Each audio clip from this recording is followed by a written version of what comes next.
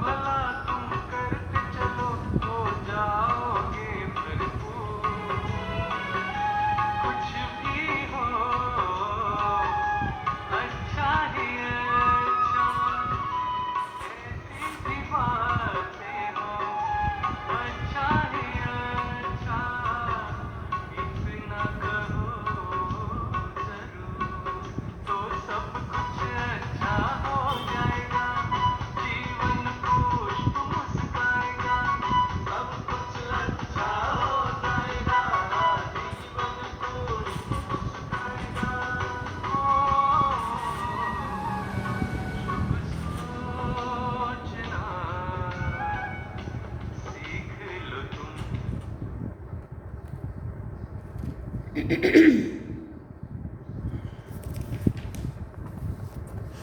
ओम शांति।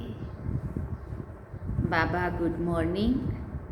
आज अव्यक्त बाप दादा के 15 अक्टूबर 2023 के महावाक्य हैं। रिवाइज कोर्स 18 जनवरी 1996 96 में बाबा ने मुरली चलाई थी। 18 जनवरी को बाबा ने सार में कहा, सदा समर्थ रहने की सहज विधि, शुभ चिंतन करो और शुभ चिंतक बनो। हमारा जो चिंतन है वो शुभ हो सबके लिए और सभी के शुभ चिंतक बनना है। सार सुनते हैं इसका विस्तार। आज स्नेह संपन्न स्मृति दिवस है। चारों ओर के बच्चों के स्नेह का दिल का आवाज बाप दादा के पास पहुंच गया है। ये स्नेह सुख स्वरूप स्नेह है। बाप दादा इस दिवस को स्मृति दिवस के साथ साथ समर्थी दिवस भी कहते हैं, क्योंकि ब्रह्मा बाप ने अपने साकार स्वरूप में सर्व कार्य करने की समर्थियाँ अर्थात शक्तियाँ साकार रूप में बच्चों को अर्पण किया। इस दिवस को संशोज फादर के वरदान का दिन भी कहा जाता है। साकार रूप में बच्चों को आगे किया और फरिश्ता रूप में अपने बच्चों की और विश्व की सेवा आरंभ की। ये 18 जनवरी का दिवस ब्रह्मा बाप के संपूर्ण नष्टो मोहा स्मृति स्वरूप का रहा। जैसे गीता के 18 अध्याय का सार है, भगवान ने अर्जुन को कहा, नष्टो मोहा स्मृति स्वरूप बनाया। जैसे भगवान ने अर्जुन को नष्टो मोहा स्मृति स्वरूप बनाया, तो ये 18 यादगार है कि ब्रह्मा बाप कितना ही बच्चों के प्रति अति स्नेही रहे। जो बच्चे अनुभवी हैं कि सदा सेवा के निमित्त बच्चों को कितना याद करते, अनुभव है ना। मोह नहीं रहा लेकिन दिल का प्यार रहा, क्योंकि मोह उसको कहा जाता है जिसमें अपना स्वार्थ हो। तो ब्रह्मा बाप का अपना स्वार्थ नहीं रहा, लेकिन बच्चों में सेवा अर्थ स्नेह रहा। फिर भी साथ रहते, बच्चों को सामने देखते भी कोई देह के रूप में याद सताई नहीं। एकदम न्यारा और प्यारा रहा, इसलिए कहा जाता स्मृति स्वरूप नष्टो मोहा। कोई मेरापन नहीं रहा, देह भान से भी नष्टो मोहा। तो ये दिवस ऐसे फॉलो फादर का पाठ पढ़ाने का दिवस रहा। ये अव्यक्त दिवस दुनिया की अनजान आत्माओं को परमात्म कार्य की तरफ जगाने का रहा, क्योंकि मेजॉरिटी लोग ब्रह्मा बाप को देखकर यही सोचते या समझते थे कि इन्हों का परम आत्मा ब्रह्मा है। ब्रह्मा कुमारियों का भगवान है ब्रह्मा, ऐसा मानते थे ना लोग। ये ब्रह्मा कुमारियाँ ब्रह्मा को ही भगवान मानती है, क्योंकि निराकार तो दिखता नहीं था, इसलिए साकार में ब्रह्मा बाबा है और ब्रह्मा बाबा के तन में शिव बाबा आकर के ये दुनिया का परिवर्तन का कार्य कर रहा है, वो लोगों को देखने में नहीं आता था या समझ में नहीं, अनुभव नहीं होता था। तो यही कहते थे ये ब्रह्मा ही इनका भगवान है। और ब्रह्मा ने साकार में पाठ परिवर्तन किया तो क्या सोचने लगे कि अभी तो ब्रह्मा कुमारियों का भगवान चला गया। तो गुरु को लगता था ये ब्रह्मा कुमारियाँ ब्रह्मा बाबा को ही भगवान मानती हैं, और ये ब्रह्मा कुमारियों का कार्य आज नहीं तो कल समाप्त हो जाएगा। 1969 की बात है। उनको लगता था कि ब्रह्मा बाबा चला गया मतलब अब संस्था बंद हो जाएंगी। लेकिन आप जानते हैं कि इनों का करावनहार ब्रह्मा बाप भी परम आत्मा था। ब्रह्मा द्वारा भी परमात्मा ही था। ब्रह्मा द्वारा भी जो भी कार्य कराया वो भी शिव बाबा ने ही कराया। आगे भी शिव बाबा का कार्य है तो आगे भी वो अपने हिसाब से कराएंगा, ये लोगों को नहीं पता था और अंत तक रहेगा। तो ये परमात्म कार्य है, व्यक्ति का कार्य नहीं है। ये पहचान ब्रह्मा बाप के साकार पार्ट परिवर्तन होने के बाद समझते हैं कि इन्हों को कोई शक्ति चला रही है। अभी भी बेचारे परमात्मा को नहीं जानते हैं, लेकिन कोई शक्ति कार्य करा रही है। वो कौन सी शक्ति है उनको भी देख रहे हैं, सोच रहे हैं और आखिर तो समझना ही है। तो किसका कार्य है, ब्रह्मा बाप का या परमात्मा का ब्रह्मा द्वारा? किसका कार्य है? फिर बाबा ने पूछा। जो बच्चे साकार के बाद आए हैं वो सोचते हैं कि ब्रह्मा बाबा ने अपना साकार पार्ट इतना जल्दी पूरा क्यों किया। हम तो देखते ना, ऐसा होता है ना कई बारी, काश बाबा अभी भी होते तो हमें भी मिलते, तो हम तो मिलते ना, सोचते हो ना। लेकिन कल्प पहले का भी गायन है कि कौरव के निमित्त बने हुए महावीर का कल्याण किसके द्वारा हुआ? शक्ति द्वारा हुआ ना। तो शक्तियों का पार्ट ड्रामा में साकार रूप में नूंधा हुआ है। पीछे परमात्मा बैकबोन शिव बाबा ही है, लेकिन शक्तियों द्वारा ज्ञान बाण मारे। और सब मानते भी हैं कि मातृशक्ति के बिना इस विश्व का कल्याण होना असंभव है। अभी गवर्नमेंट भी समझने लगी, अभी बहनों का भी कितना सीटें फिक्स हो गई। तो ब्रह्मा बाप फरिश्ता क्यों बना? साकार पार्ट परिवर्तन क्यों हुआ? अगर ब्रह्मा बाप फरिश्ता रूप धारण नहीं करता तो आप इतनी आत्माएं यहाँ पहुँच नहीं पाती, क्योंकि वायुमंडल की भ्रांतियाँ इस विश्व क्रांति के कार्य को हल्का कर रही थी। तो ब्रह्मा बाप का फरिश्ता बनना आप ज़्यादा से ज़्यादा बच्चों के भाग्य खोलने का कारण रहा। बाबा ने बताया कि जो कार्य साकार में नहीं हो रहा था तीव्र गति से, अव्यक्त होने का बाबा का यही लक्ष्य था कि और तीव्र गति से सेवा को फरिश्ता रूप में बढ़ाया जाए। अभी फरिश्ते रूप में जो सेवा की फास्ट गति है वो देख रहे हो ना। फास्ट गति हुई या कम हुई? बाबा के जाने के बाद और फास्ट हुई। कैसे? क्योंकि बाबा फरिश्ता बन के अभी और ज़्यादा शिव बाबा उनके द्वारा सेवा करा रहे। फास्ट हुई ना, तो फास्ट गति हुई तभी तो आप यहाँ पहुँचे हो ना। नहीं तो सोए हुए थे अच्छी तरह से। तो आज का दिवस ऐसा नहीं है जैसे लोग मनाते हैं कि चला गया चला गया, इसलिए तो हम पुण्यतिथि भी नहीं करते। वो लोग तो पुण्यतिथि मानते हैं ना उसके जाने का दिन, और बड़ा दुख का दिन। लेकिन उमंग उत्साह आता है कि फॉलो फादर हम भी ऐसे स्मृति स्वरूप नष्टो मोहा बने। ये प्रैक्टिकल पाठ पढ़ने का दिवस है। आज आप किसी के भी दिल से दुख के आंसू निकले या अंदर ही अंदर थोड़ा आया? जिसको दुख की थोड़ी भी लहर आई वो हाथ उठाओ। दुख हुआ?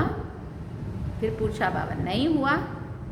आज के दिन तो ब्रह्मा बाप को सेवा का साथी बनने का दिन है। आप सब साथी हो कि साक्षी हो? फिर पूछ रहे बाबा। सेवा में साथी और माया के परिस्थितियों के साक्षी। माया को तो वेलकम किया है ना कि घबराते हो, हाय ये क्या हो गया, थोड़ा थोड़ा घबराते हो? पूछ रहे बाबा, माया से घबराते हो? माया के हल्के हल्के रूपों को तो आप भी जान गए हो, और माया भी सोचती है कि ये जान गए हैं। लेकिन जब कोई भी विकराल रूप माया की आवे तो सदा साक्षी होकर खेल कर। जैसे वो कुश्ती का खेल होता है ना, देखा है कि दिखाएं? बाबा पूछते। यहाँ बच्चे करके दिखाते हैं तो समझो कि ये कुश्ती का खेल खेल रहे हैं। अच्छी तरह से मारो माया के साथ, घबराओ नहीं, खेल है। तो साक्षी होकर खेल करने में मज़ा आता है। और माया आ गई, अगर हम ऐसा सोचते हैं तो घबरा जाते हैं। कुछ भी ताकत अभी माया में नहीं है। बाबा कई बार ही कहते थे पेपर टाइगर है, तो खाली दिख रही है, सिर्फ बाहर का शेर का रूप है लेकिन बिल्ली भी नहीं है। उसको पता है ये बहुत शक्तिशाली होते जा रहे हैं। सिर्फ आप लोगों को घबराने के लिए बड़ा रूप ले लेती है, फिर सोचते हो पता नहीं अब क्या होगा। तो ये कभी नहीं कहो क्या करूं, कैसे होगा, क्या होगा, लेकिन बाप दादा ने पहले भी ये पाठ पढ़ाया है कि जो हो रहा है वो अच्छा और जो होने वाला है वो और अच्छा। ब्राह्मण बनना अर्थात अच्छा ही अच्छा। चाहे बातें ऐसी होती हैं जो कभी आपके स्वप्न में भी नहीं होती, और कई बातें ऐसी होती है जो अज्ञान काल में भी नहीं होगी लेकिन ज्ञान के आने के बाद हुई। अज्ञान काल में कभी बिजनेस ऊपर नीचे नहीं हुआ होगा और ज्ञान में आने के बाद हो गया। घबरा जाते हैं, हाय ज्ञान छोड़ दे, तो बाबा का बनने के बाद तो बड़ा घाटा पड़ गया। फिर लोग चार बात बोलेंगे, फिर बोलेंगे इससे तो वहाँ नहीं जाना चाहिए क्योंकि वहाँ गए तब तो ऐसा हुआ। संशय आता है। लेकिन कोई भी परिस्थिति आती है, उस परिस्थिति को अपना थोड़े समय के लिए शिक्षक समझो। शिक्षक क्या करता है, शिक्षा देता है ना, तो परिस्थिति आपको विशेष दो शक्तियों के अनुभवी बनाती है। एक सहन शक्ति, न्यारापन, नष्टोमोहा, और दूसरा सामना करने की शक्ति का पाठ पढ़ाती है, जिससे आगे के लिए आप सीख लो कि ये परिस्थिति ये दो पाठ पढ़ाने आई है। और जो कहते रहते हो ना हम तो ट्रस्टी है, मेरा कुछ नहीं है, ठगी से तो नहीं कहते हैं, दिल से कहते हो ना। ट्रस्टी हो कि थोड़ा गृहस्थी हो, कभी गृहस्थी बन जाते, कभी ट्रस्टी बन जाते। न्यू ईयर में बाप दादा को 2-4 खिलौने दिए थे, उनमें क्या था कि एक तरफ करो तो भाई है, दूसरी तरफ करो तो फीमेल है। एक ही खिलौना बदल जाता था, 1 सेकंड में वो हो जाता, 1 सेकंड में वो हो जाता। तो आप ऐसे खिलौने तो नहीं हो, अभी अभी गृहस्थी, अभी अभी ट्रस्टी। थोड़ा थोड़ा कभी कभी तो हो जाता है ना। घबराते हो ना तो माया समझ जाती है कि घबरा गया है, मारो अच्छी तरह से, इसलिए घबराओ नहीं। ट्रस्टी है अर्थात पहले से ही सब कुछ छूट गया। ट्रस्टी माना सब कुछ बाप हवाले कर दिया, मेरा क्या होगा, बस गा आता है ना तो गड़बड़ होती है। सब अच्छा है और अच्छा होना ही है, निश्चिंत है। इसको कहा जाता है समर्थ स्वरूप। तो आज का दिन कौन सा है? समर्थ बनने का, नष्टोमोहा बनने का। सिर्फ बाबा बहुत याद आए गीत गाने का नहीं है। तो ब्रह्मा बाप का फरिश्ता रूप होना ड्रामा में परमात्म कार्य को प्रत्यक्ष करने का निमित्त कारण बना। ब्रह्मा बाबा है या नहीं है? बाबा पूछ रहे ब्रह्मा बाबा है या नहीं है, क्या कहेंगे? तो ये कहेंगे ना फरिश्ता रूप में आज भी हमारे साथ है। तो बाबा ने कहा दिखाई तो नहीं देता है। देखो आज जो पीछे आए हो वो तो बहुत लकी हो, आप जो पीछे आए हो ना वो बहुत लकी हो। बाबा ने पूछा क्यों? अभी सेवा के बने बनाए साधनों के समय पर आए हो। पहले वालों ने जो मेहनत की है ना, दादियों ने, हाँ, मक्खन निकाला 60 वर्ष वालों ने, और मक्खन खाने वाले आप आ गए। आज हिस्ट्री सुनी होगी ना, इतनी मेहनत आप करते तो भाग जाते। आज वाले तो इतना भी नहीं करने को तैयार, सहन करने को। पहले वालों ने तो कितना सहन किया है। और वर्तमान समय सेवा का वायुमंडल बना हुआ है। अभी चाहे प्रेसिडेंट है, चाहे प्राइम मिनिस्टर है, चाहे कोई भी नेता है, मेजॉरिटी ये तो मानते हैं ना कि कार्य अच्छा है, हम तो कर सकते हैं या नहीं वो बात अलग है। लेकिन इतना उनको पता है क्या? तब तो इतना बात, अभी तो सब खुद मानते हैं। अब तो राष्ट्रपति बाबा का अपना बच्चा है ना। तो बाबा कहते हर एक का पार्ट अपना है, लेकिन अच्छा कार्य है और ये कार्य और आगे बढ़ना चाहिए। तो ये कहते हो ना, पहले क्या कहते थे कि ब्रह्मा कुमारियों की शक्ल भी नहीं देखना। अगर शुरू में निमंत्रण देने जाते थे ना तो दरवाज़ा बंद कर लेते थे। कैसे कैसे सेवाएं की है शुरू वालों ने। तो आप तो अच्छे टाइम पर आए हो, सेवा का चांस बहुत है, जितनी सेवा करना चाहो उतनी कर सकते हो। अभी सभी समझते हैं कि साकार ब्रह्मा के बाद भी ब्रह्मा कुमारियों ने सिल्वर जुबली मना ली, गोल्डन भी मना ली, अभी डायमंड तक पहुंच गए हैं। क्योंकि कोई भी बड़ा गुरु चला जाता है तो गड़बड़ हो जाती है। यहाँ गड़बड़ है क्या? ब्रह्मा बाबा ने बड़े दादी के हाथ में दिया, कितना सुचारू रूप में उन्होंने चलाया। उन्होंने उनके जाने के बाद जानकी दादी के हाथ में आया, कितना सुचारू रूप से चला। आज तक बाबा का कार्य और अच्छे से अच्छा होता जाता है। यहाँ तो और ही वृद्धि होती जाती, बढ़ता जाता है। तो इससे सिद्ध है कि ये कार्य कराने वाला बाप परम आत्मा है, कोई मनुष्य आत्मा नहीं है।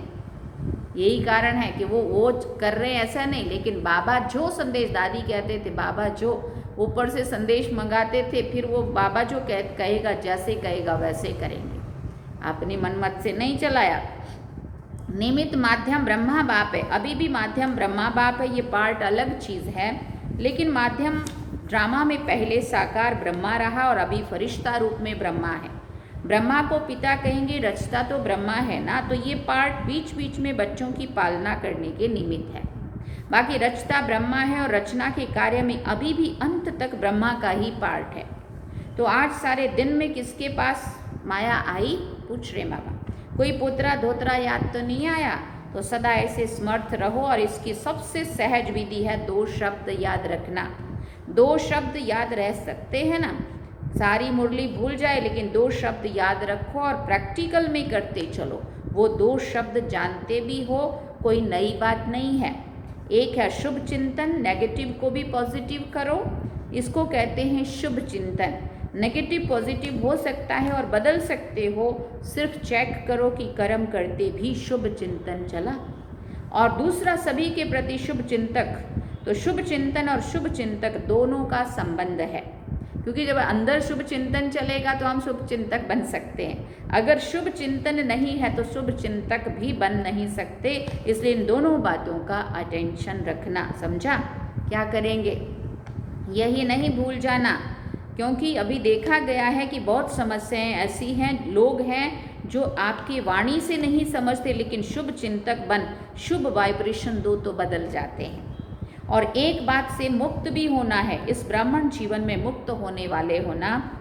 मुक्त होने की 9 बातें बता दी। अगर इन 9 बातों से मुक्त हो गए तो रत्न बन सकते हैं।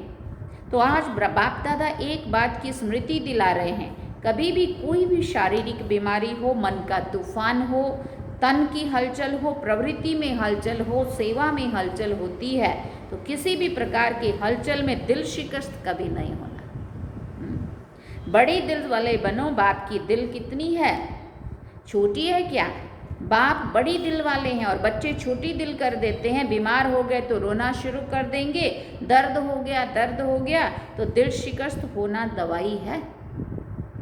बीमारी चली जाएगी कि बढ़ेगी? अगर दिल शिकस्त हुए, जब हिसाब किताब आ गया, दर्द आ गया तो हिसाब किताब आ गया ना, लेकिन दिल शिकस्त से बीमारी को बढ़ा देते हो। इसलिए हिम्मत वाले बनो तो बाप भी मददगार बनेंगे। ऐसे नहीं रो रहे हैं कि हाय क्या करूं, और फिर सोचो कि बाबा की मदद तो है ही नहीं। मदद उनको मिलती है जो हिम्मत रखते। हिम्मते बच्चे मददे बाप। पहले बच्चे की हिम्मत, फिर बाप की मदद है। तो हिम्मत तो हार ली, फिर सोचने लगते हो बाप की मदद तो मिली नहीं, बाबा भी टाइम पर तो करता ही नहीं है, तो आधे अक्षर याद नहीं करो। बाबा मददगार है लेकिन किसका, तो आधा भूल जाते हो और आधा याद करते हो। बाबा भी पता नहीं महारथियों को ही करता है, हमको तो करता ही नहीं है। फिर ऐसे बोलते हैं, हमको तो देता ही नहीं, पहले आप पीछे महारथी। लेकिन दिल शिकस्त नहीं बनो। और मन में अगर कोई उलझन आ भी जाती है तो ऐसे समय पर निर्णय शक्ति चाहिए, और निर्णय शक्ति तब आ सकती है जब आपका मन बाप की तरफ होगा, योग युक्त होंगे। अगर अपने उलझन में होंगे तो हाँ ना इसी उलझन में रह जाएंगे। इसलिए मन से भी दिल शिकस्त नहीं बनो। और धन भी ऊपर नीचे होता है, जब करोड़पतियों का ही ऊपर नीचे होता है तो आप लोग उसके आगे क्या हो, तो वो तो होना ही है। लेकिन आप लोगों को निश्चय पक्का है कि जो बाप के साथी हैं, सच्चे हैं, वो कैसी भी हालत में बाप दादा दाल रोटी ज़रूर खिलाएगा। दो दो सब्जी नहीं खिलाएगा, दाल रोटी ज़रूर खिलाएगा, लेकिन ऐसे नहीं करना कि काम से थक करके बैठ जाओ और कहो बाबा दाल रोटी खिलाएगा। ऐसे अलबेलेपन या आलस वाले को नहीं मिलेगा। बाकी सच्ची दिल पर साहेब राजी है। और परिवार में भी खिटपिट तो होनी है। जब आप लोग कहते हो कि अति के बाद अंत होना है, कहते हो ना अति में जा रहा है और जाना है, तो परिवार में खिटपिट ना हो, ये तो नहीं होना है ना। होना है। फिर बाबा पूछते, लेकिन आप ट्रस्टी बन, साक्षी बन, परिस्थिति को बाप से शक्ति लेकर हल करो। गृहस्थी बनकर सोचेंगे तो गड़बड़ होगी। पहले बिल्कुल न्यारे ट्रस्टी बन जाओ। मेरा नहीं, ये मेरापन, मेरा नाम खराब होगा, मेरी ग्लानि होगी, मेरा बच्चा और मुझे डैश डैश, ऐसे मेरी सास मेरे कोई ऐसे करती है, ये मेरापन आ जाता है ना, तो सब बातें आती है। जहाँ भी आया वहाँ बुद्धि का फेरा हो जाता है, बदल जाते हैं। अगर बुद्धि कहाँ भी उलझन में बदलती है तो समझ लो ये मेरापन है। उसको चेक करो और जितना सुलझाने की कोशिश करेंगे उतना उलझेगा। इसलिए सभी बातों में क्या नहीं बनना है, दिल शिकस्त नहीं बनना है। क्या नहीं बनेंगे, फिर बाबा ने पक्का कराया, दिल शिकस्त नहीं बनेंगे। सिर्फ कहना नहीं है, करना है। भगवान के बच्चे, और ये पक्का वायदा है ना, भगवान के बच्चे हैं तो ये पक्का वायदा है ना, इसको माया भी नहीं हिला सकती। जब ये पक्का वायदा है, निश्चय है, तो भगवान के बच्चे भी दिल शिकस्त हो जाएं तो दिल बड़ी रखने वाले कौन होंगे? और कोई होंगे क्या? आप ही हो ना, तो क्या करेंगे? सभी समर्थ बनो और शन सोज फादर का पाठ पक्का करो, कच्चा नहीं करो, पक्का करो। सभी हिम्मत वाले हो ना? पूछ रहे बाबा, हिम्मत है? जी बाबा। अच्छा, चारों ओर के सर्व समर्थ आत्माओं को, सर्व मायाजीत प्रकृति जीत आत्माओं को, सदा सन शोज फादर करने वाले बच्चों को, सदा दिल खुश रहने वाले बच्चों को बाप दादा का याद प्यार और नमस्ते। आज विदेश वाले बच्चे भी बहुत याद आ रहे हैं। चारों ओर मधुवन से मन की लगन लगी हुई है। बाप दादा भी सभी बच्चों को सामने देख विशेष याद और सेवा का याद प्यार दे रहे हैं।